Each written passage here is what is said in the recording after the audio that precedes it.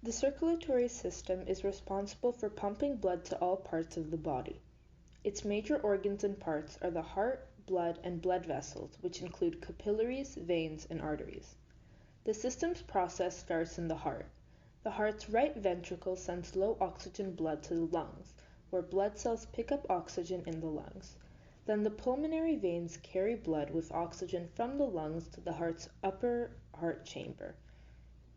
The upper heart chamber, or the left atrium, sends blood with oxygen into the heart's lower chamber, known as the left ventricle. As the blood moves through the body and organs, blood gathers and drops off nutrients, waste, and hormones. Veins carry deoxygenated blood and carbon dioxide back to the heart, which then sends that blood to the lungs. When you exhale, your lungs get rid of the carbon dioxide. The circulatory system helps every single system in the human body. For example, as the system pumps blood into the brain is able to regulate not only the nervous system, but every system in the body. Some of the most common hematologic disorders include anemia, bleeding disorders such as hemophilia, and blood cancers, leukemia, lymphoma, and myeloma. Anemia is one of the most common blood disorders. There are over 400 types. Anemia is a blood disorder where your body lacks enough red blood cells to carry oxygen around your body.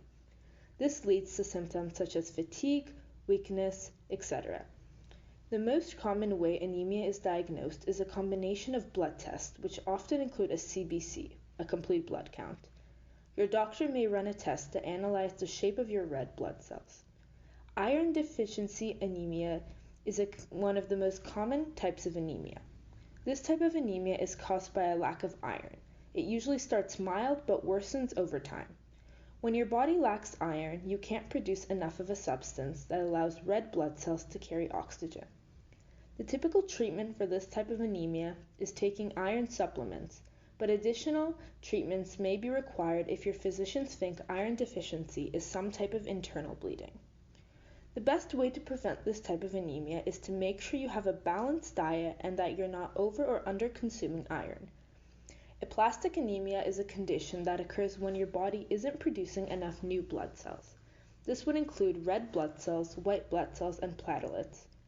This would lead to the patient being more prone to infection and clotting issues.